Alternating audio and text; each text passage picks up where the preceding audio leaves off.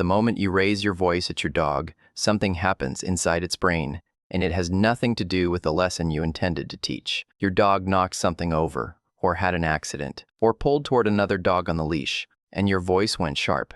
Maybe loud. Maybe it only lasted 3 seconds. You probably moved on. Your dog probably moved to the corner or dropped its head or came back to you looking smaller than usual. Most owners read that as the message landed. It didn't.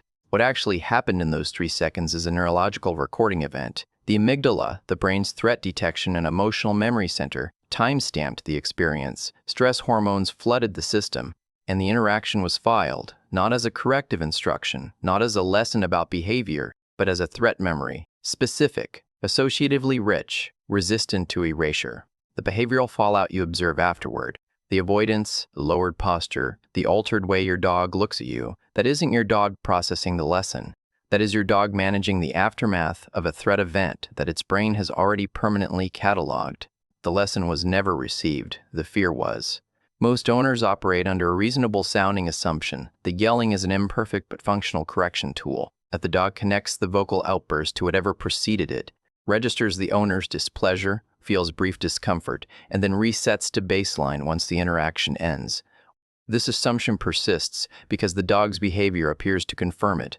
The unwanted behavior stops. The dog looks chastened. The situation resolves. But that assumption is neurologically incompatible with how canine memory and stress response systems actually function, and it produces no measurable improvement in the target behavior over time.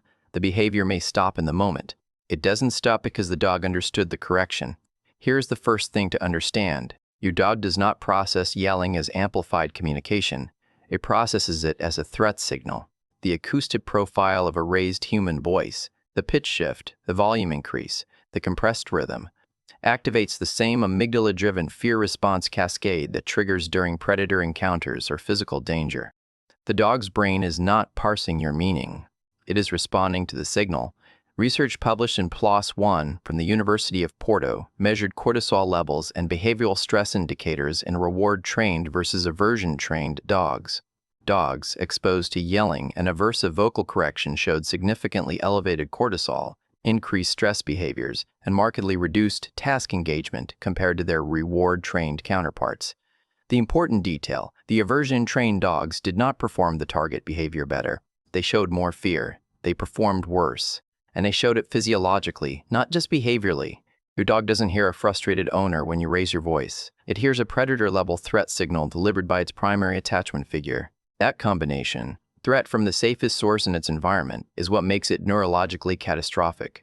The sequence following a yelling event follows a precise physiological pattern. Within milliseconds, the threat response system activates. The dog freezes, flinches, or retreats, not as a decision, but as an automatic survival response. Cortisol levels spike. They peak at 15 to 20 minutes post-event. They remain elevated for up to 40 minutes. During that window, your dog shows measurable behavioral changes, reduced exploratory behavior, increased environmental vigilance, suppressed social initiation, and altered gaze patterns toward you specifically. This is not your dog thinking about what happened. This is your dog's hypothalamic pituitary adrenal axis, its core stress regulation system, running a documented post-threat physiological sequence. The dog's internal state during the hour following a yelling event looks physiologically identical to post-threat stress response in documented fear studies, not similar, identical. This is the most consequential misread in canine-human interaction. After you yell at your dog, it approaches you with flattened ears, averted gaze, lowered body posture, and a tucked tail. Most owners interpret this as guilt, as evidence that the dog knows it did something wrong. Alexandra Horowitz at Barnard College's Dog Cognition Lab tested this directly. Her research demonstrated that the so-called guilty look appears in response to the owner's body language and vocal tone, not in response to the dog's memory of its own behavior. Dogs displayed the guilt response even when they had done nothing wrong, as long as the owner approached with the behavioral signals associated with displeasure. The dog is not acknowledging wrongdoing. It is executing a fear appeasement display, a de-escalation strategy aimed at reducing the perceived threat. Owners who read this as guilt conclude the correction worked. The data shows it produced only fear. There is a measurable difference between a dog receiving effective behavioral feedback and a dog experiencing a threat response, and it is visible in what happens next. A dog that has genuinely learned from a correction disengages from the unwanted behavior and reorients towards something else. The behavior decreases in frequency over subsequent exposures to the same trigger. A dog that has experienced a threat response shuts down. It suppresses all activity, reduces environmental engagement, and increases its monitoring of you. The target behavior does not decrease, because the behavioral information was never processed. What increases is anxiety around you specifically. This is the clinical distinction. Real learning produces behavioral redirection. Threat response produces behavioral suppression and owner-associated wariness. Regardless of what behavior preceded the event, a single yelling event doesn't only affect your dog's response to the behavior that preceded it, it alters the dog's entire relational model of you. The amygdala encodes emotional memory broadly, not specifically. A dog yelled at in one context develops generalized wariness toward the owner across multiple contexts. You become a stimulus with an unpredictable threat probability, safe most of the time but capable of becoming dangerous without reliable warning. Research on fear generalization in mammals is precise on this point. Aversive events associated with attachment figures produce the widest and most durable generalization patterns of any fear conditioning scenario. The dog doesn't learn to avoid the specific behavior. It learns to monitor you for signs of danger at all times. The common belief is that yelling communicates urgency, that it signals to your dog that a behavior is genuinely unacceptable rather than mildly discouraged. The neurological reality inverts this completely. Because the threat response system activates at the acoustic level before any cognitive processing of meaning can occur, yelling doesn't increase the instructional signal, it eliminates it.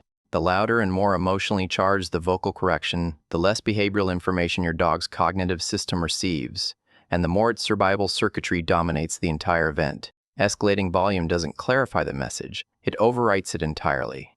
What owners do in the minutes after yelling often determines the long-term damage more than the yelling itself. Owners who immediately follow yelling with affectionate repair, pulling the dog close, speaking softly, offering treats, create a volatile reinforcement environment where the dog's nervous system cannot establish a stable emotional baseline for the relationship. The sequence of threat, then warmth, then threat again, is neurologically more destabilizing than consistent harshness. Research on unpredictable social environments in bonded mammals is consistent on this. It is relational unpredictability, not consistent severity, that produces the most durable and severe psychological dysregulation. The dog cannot predict when you are safe. That uncertainty is the injury. The persistent belief is that dogs need to experience the owner's genuine anger to understand the seriousness of a behavioral violation. That calm correction fails to carry the necessary weight.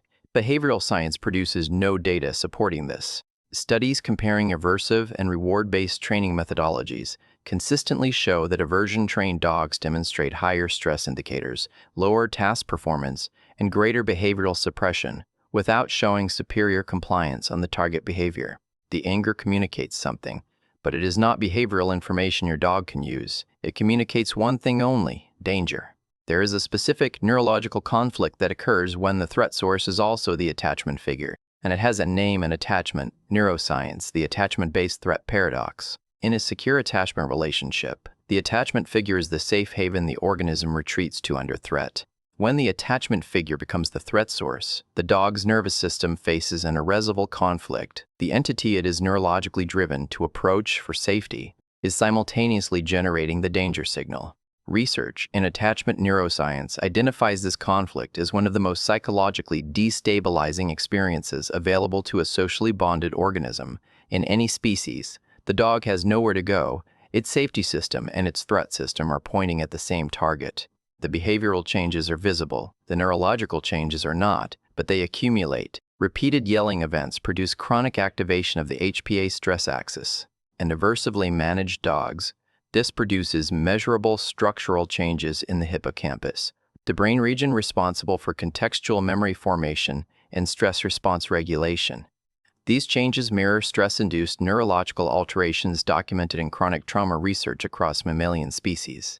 Veterinary behavioral studies link repeated aversive vocal experiences to long-term elevations in baseline cortisol, progressive reduction in social engagement quality, and increased incidence of redirected aggression. These consequences do not resolve when the yelling stops, if the neurological architecture has already been altered. The behavior changes. The biology doesn't reset on its own. There are 3 precision adjustments that replace the yelling impulse with mechanically superior alternatives. The first is interruption without escalation. A single sharp neutral sound, not a word, not the dog's name, not an emotionally charged vocal pattern, can interrupt unwanted behavior at the moment it occurs. This preserves corrective timing without activating the threat response system. The interruption lands. The threat signal doesn't. The second is consequence clarity. Immediate, consistent environmental consequences. Removing access, redirecting to an alternative behavior, withdrawing attention, give the dog's learning system something to process as behavioral information. Not danger, information. The third is relationship baseline restoration. A structured post-correction protocol that reestablishes predictable safety signaling without crossing into the unpredictable affection following threat pattern allows the dog's nervous system to return to a stable baseline. Predictability is the mechanism, not warmth.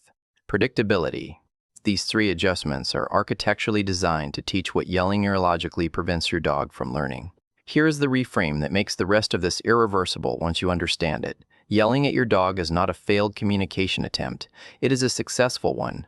It communicates exactly the wrong message with extraordinary neurological efficiency. Every yelling event is not a lesson that didn't land. It is a data point your dog's amygdala has permanently filed under your identity. When you understand that you are not failing to teach through yelling, but are actively teaching fear, and that fear and learning occupy mutually exclusive neurological states, the impulse to escalate vocal intensity loses its intuitive logic permanently. Your dog isn't ignoring the lesson. Your dog never received it. What it received is a precise, durable, neurologically encoded record that you are capable of becoming dangerous. That record doesn't expire, and it doesn't require repetition to hold. Here is a practical observation exercise. Identify one situation that reliably produces a yelling response in you: the pulled leash, the stolen food, the accident on the floor. Then, pay attention to what your dog's behavior actually looks like in the hour after that event, not in the moment, in the hour after. What you observe in that window is not the lesson processing. It is the threat response running its documented physiological course. If that changes how you interpret what you've been seeing, share this with someone who has a dog.